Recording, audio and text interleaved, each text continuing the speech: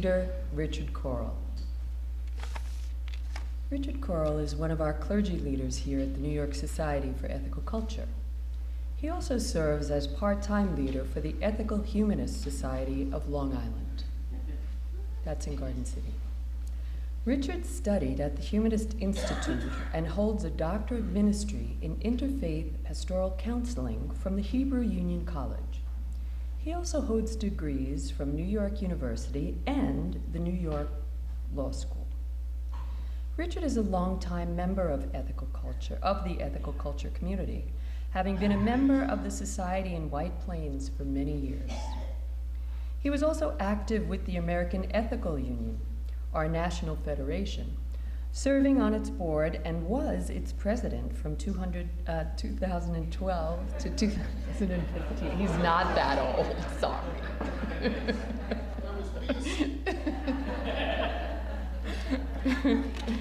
You're as young as you feel, Richard. Richard lives in northern Westchester, and every August, he is usually generous with the tomatoes grown in his garden, and I can personally attest to this. He grows cherry tomatoes like no other, so if you're around in August, please welcome Richard Koral.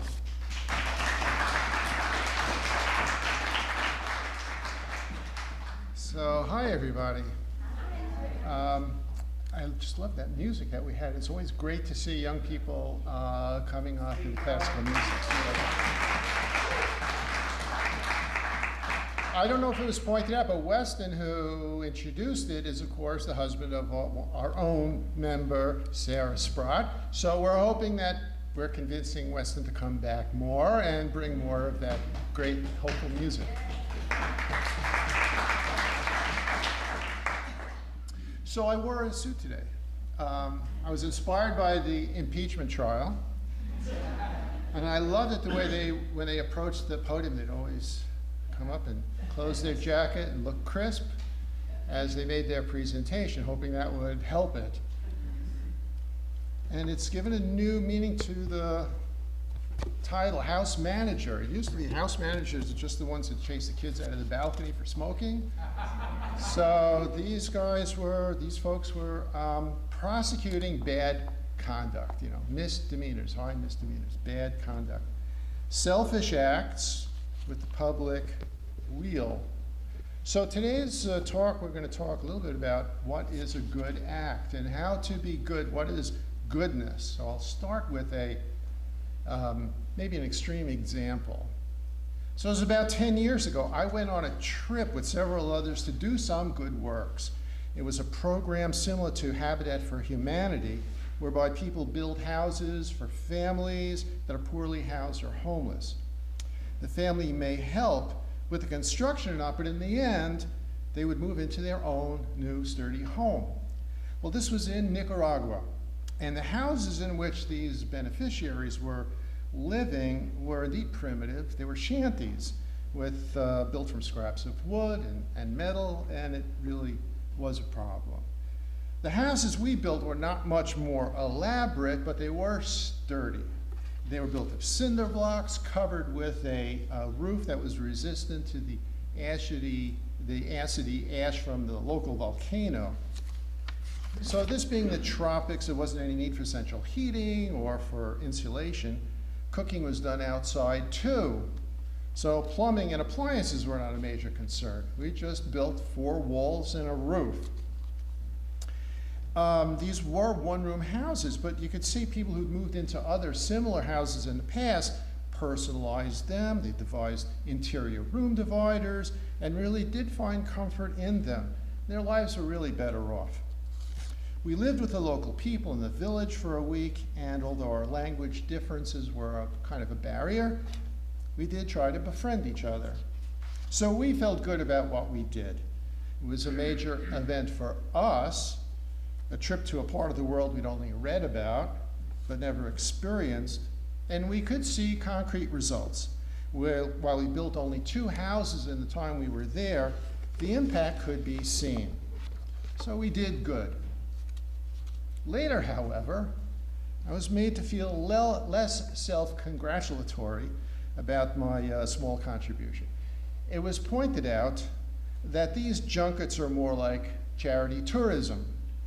We paid lots of money to transport ourselves there.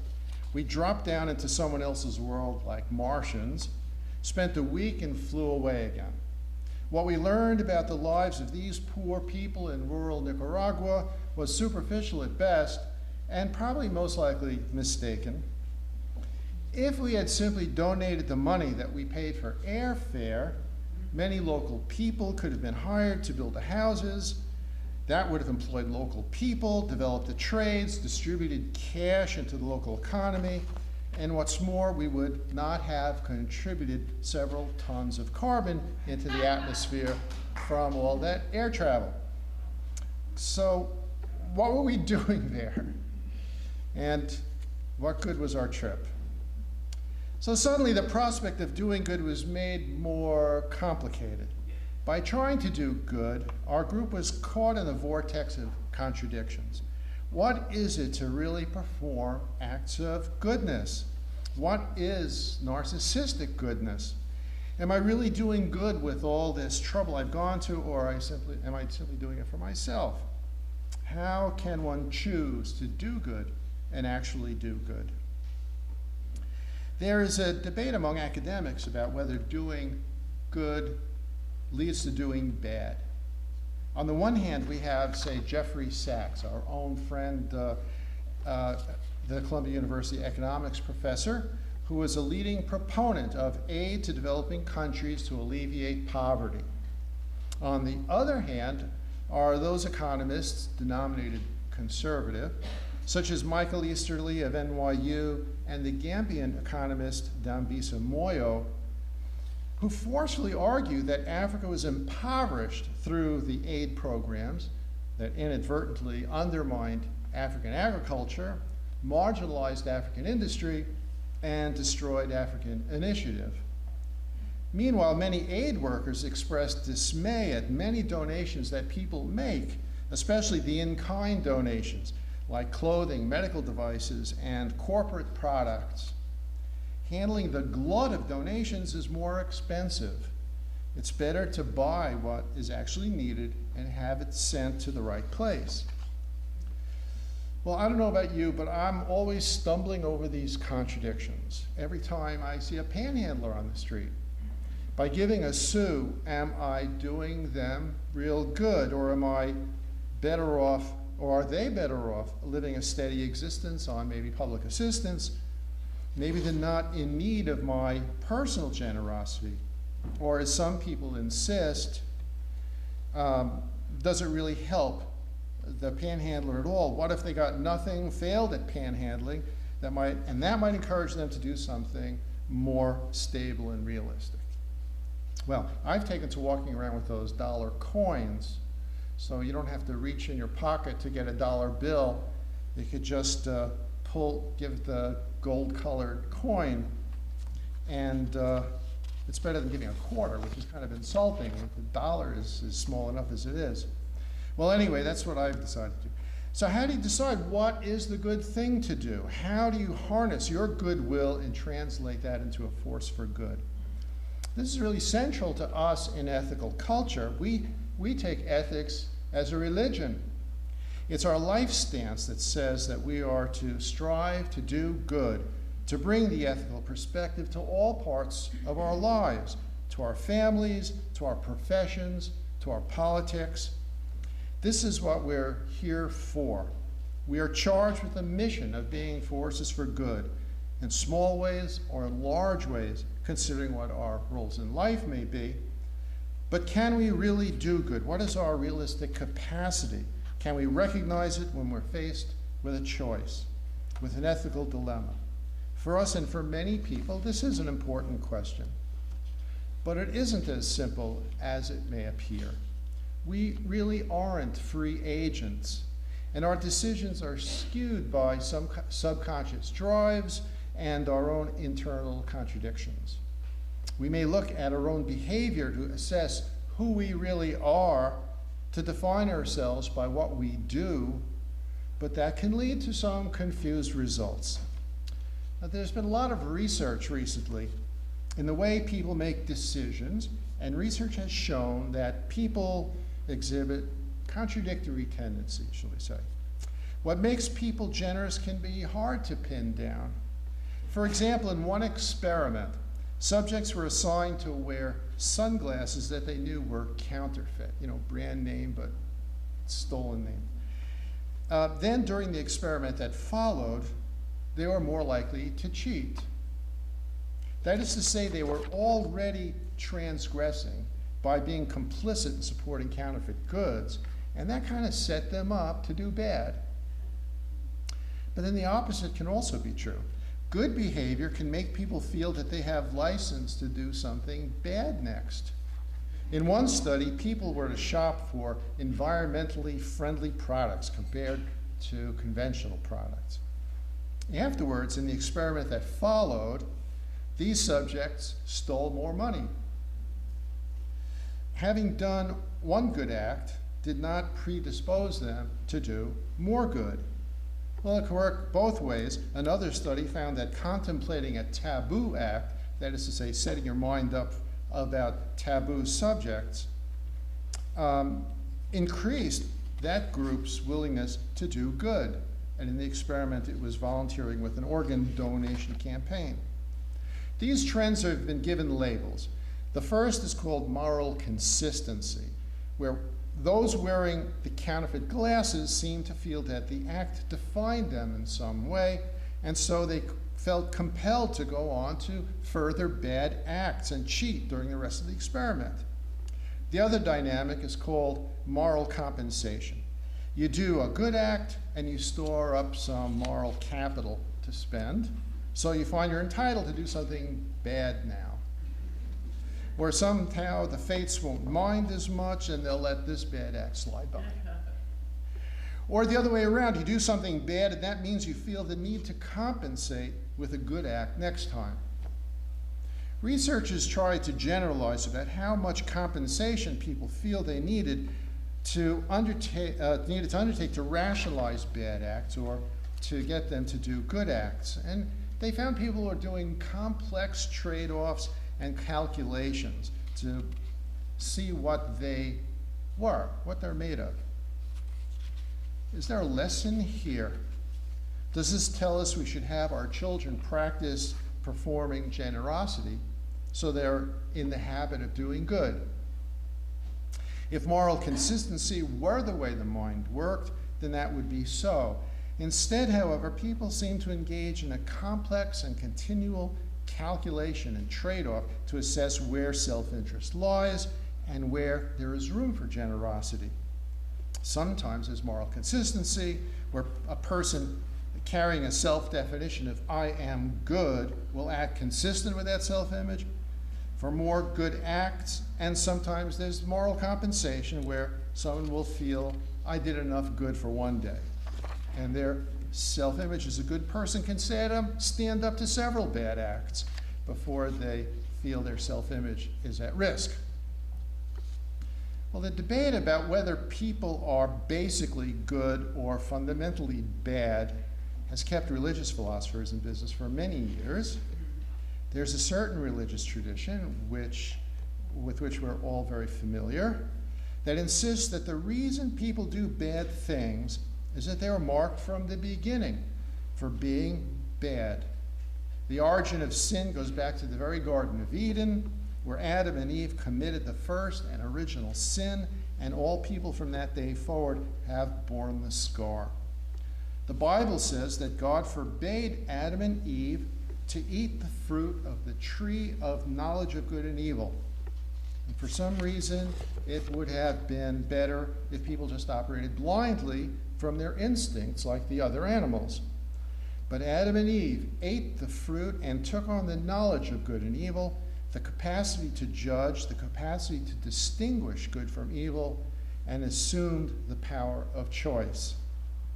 Now, Christianity assumes that this original sin of taking the power of the gods caused each generation that followed to start off on the wrong foot because of this inborn sinful cast dating from humanity's very beginnings. So people are fundamentally bad, and that's why they do bad. From that perspective, what chance have we got? We can't help ourselves. The assumption that people are fundamentally bad does have some support for it.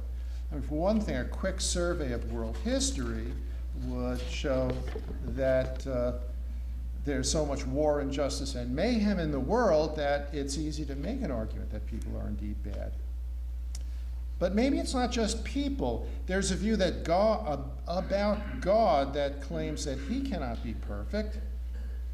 So under what's referred to as the perfect being theology, some theologians argue that for any actual world that could exist, there could always be a better one, a still more moral world.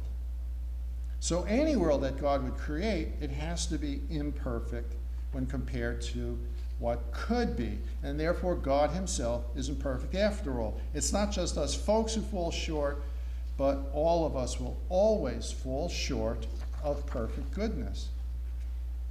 But of course, we do know that there is good in the world too. We just ask if we can enhance the good. In a world where there is both good and bad, and where some good is better than other good, the very notion of good is relativistic. There is no absolute good, no perfect good. There is only comparative good. Striving to do good in a complex world invites challenges and compromises. So when you encounter that panhandler on the street who clearly needs help, you can give him that dollar coin, or you can take them home and support them. You could devote yourself to this person's physical salvation. Last week, several members of this society participated in New York City's survey of homeless, those who live unsheltered in the street. There were times you look in wonderment and ask, how could they survive in the weather without some immediate help? Must everything good wait for some governmental intervention? Why don't we all go out and adopt someone in the street and just take them home? That would take care of the homelessness right fast. Well, we accept it as natural and prudent for a long-range life strategy to kind of pace yourself and do just so much good at a time. Challenge and compromise. In the study of philosophy of ethics, any textbook will survey the different theories of ethics.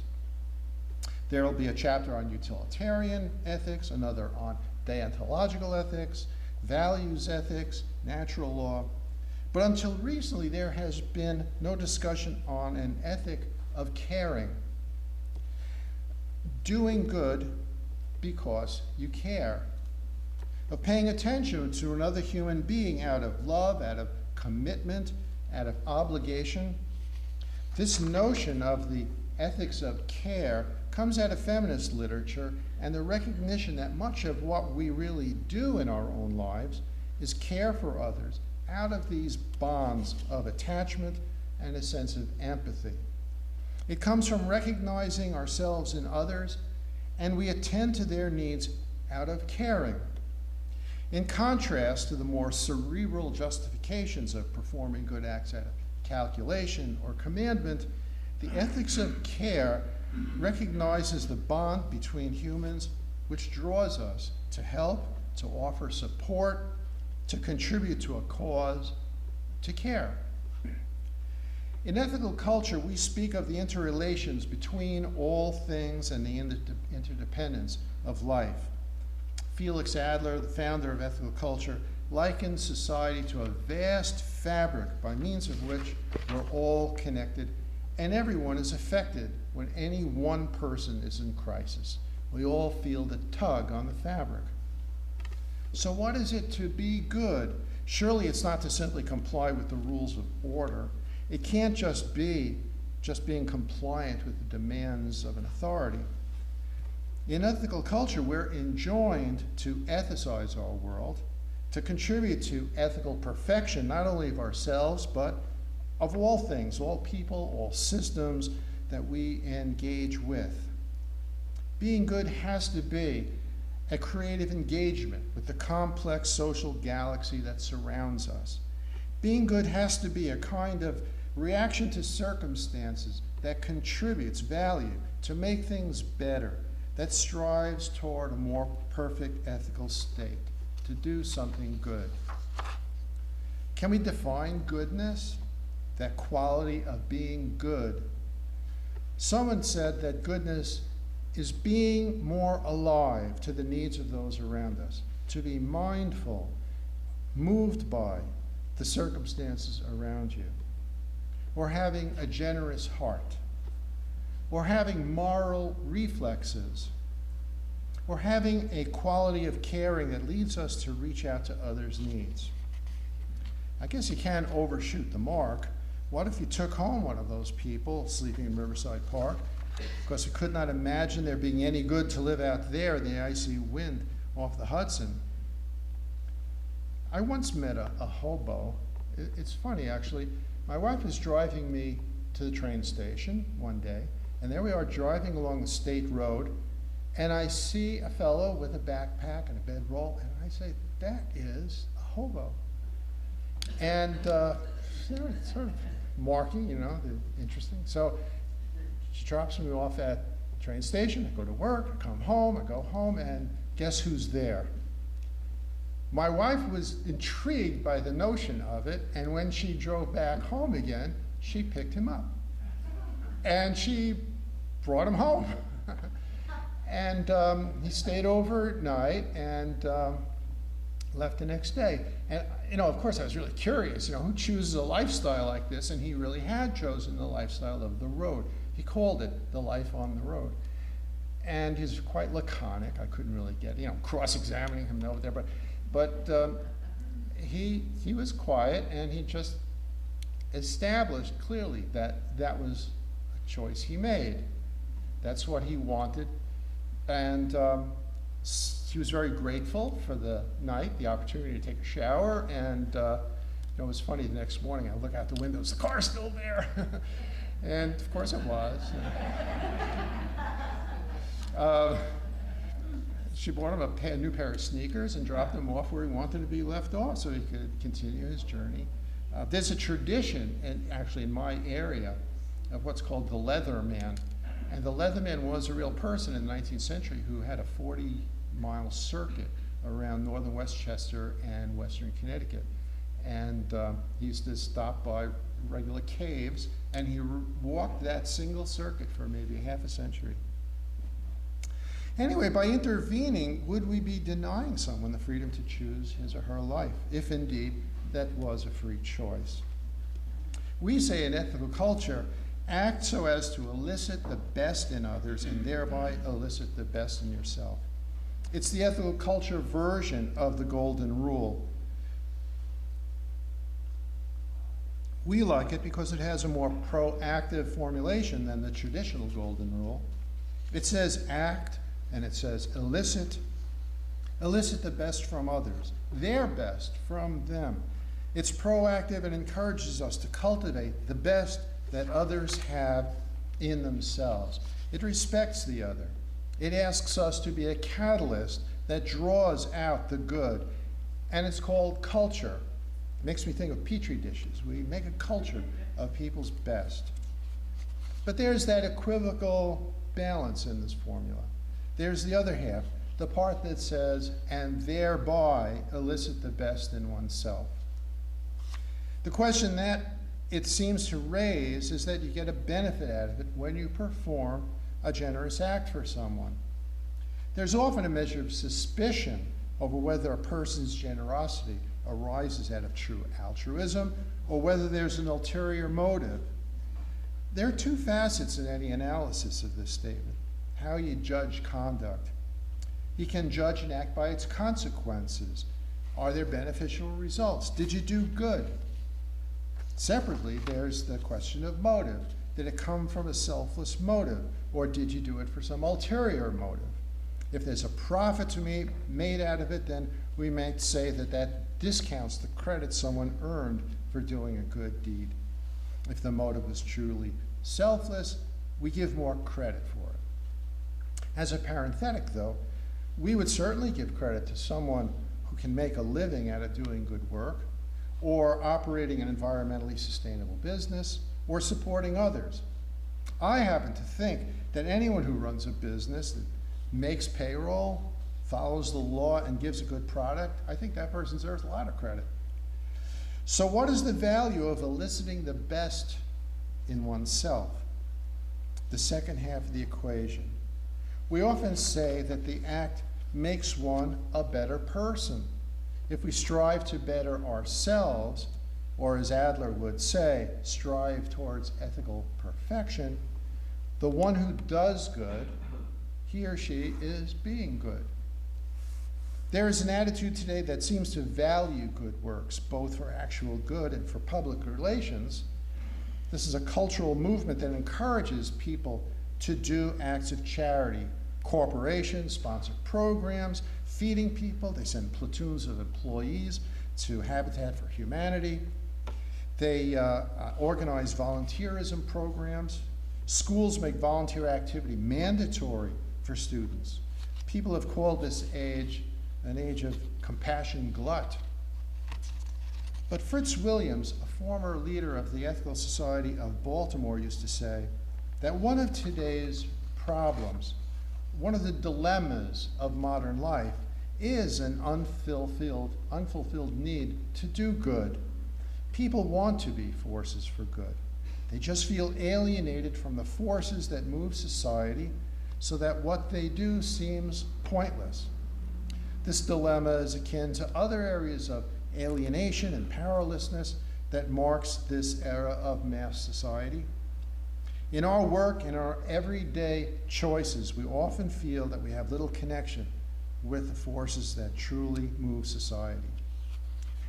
Well, those researchers we talked about a few minutes ago who examined the way people made choices in experimenting with people's tendencies showed that in their conduct, they found that the people most consistent in their behavior, the most unmoved by the fleeting feelings of self-satisfaction or guilt, are those who rely on principles, rather than those who define themselves as good or not, those who run a tally of how good they are. In contrast, when a person has bedrock principles that he or she can stand on, they help guide their choices, and it gives them consistency. It's like the lines in the bottom of the swimming pool. You remain free to cross the line, but you can see it when you do.